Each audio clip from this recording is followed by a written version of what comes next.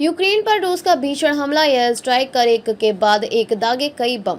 रूस और यूक्रेन के बीच युद्ध थमने का नाम नहीं ले रहा है। अमेरिका के हस्तक्षेप के बाद ही दोनों देश के बीच जंग जारी है। इस बीच दोनों देशों के बीच शांति की उम्मीद जगी, लेकिन युद्ध विराम समझौता से पहले रूस ने एक बार फिर यूक्रेन पर भीषण हमला किया।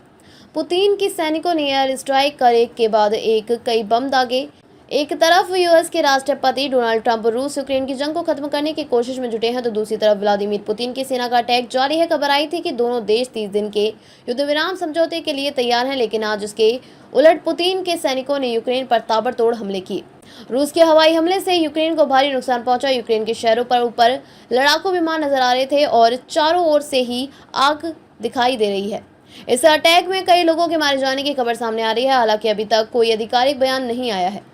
आपको बता दें कि डोनाल्ड ट्रंप ने अमेरिका राष्ट्रपति चुनाव के दौरान दावा किया था कि सत्ता में आते ही 24 घंटे के अंदर रूस यूक्रेन युद्ध रुकवा देंगे, लेकिन राष्ट्रपति बनने के 54 दिनों के बाद दोनों देशों के बीच जंग जारी है। अमेरिका में यूक्रेन को रूस के आक्रमण से निपटने के लिए दी जाने वाली सैन्य मदद पर रोक लगा दी गई है। बड़ा सवाल उठ रहा है कि क्या रूस ट्रंप की बात नहीं मान रहा है। रूस और यूक्रेन के बीच युद्ध थमने का नाम नहीं ले रहा है। अमेरिका के हस्तक्षेप के बाद ही दोनों देश के बीच जंग जारी है। इस बीच दोनों देशों के बीच शांति की उम्मीद जगी, लेकिन युद्ध विराम समझौता से पहले रूस ने एक बार फिर यूक्रेन पर भीषण हमला किया। पुतिन के सैनिकों ने एयर स्ट्राइक कर एक के बाद एक कई बम दागे।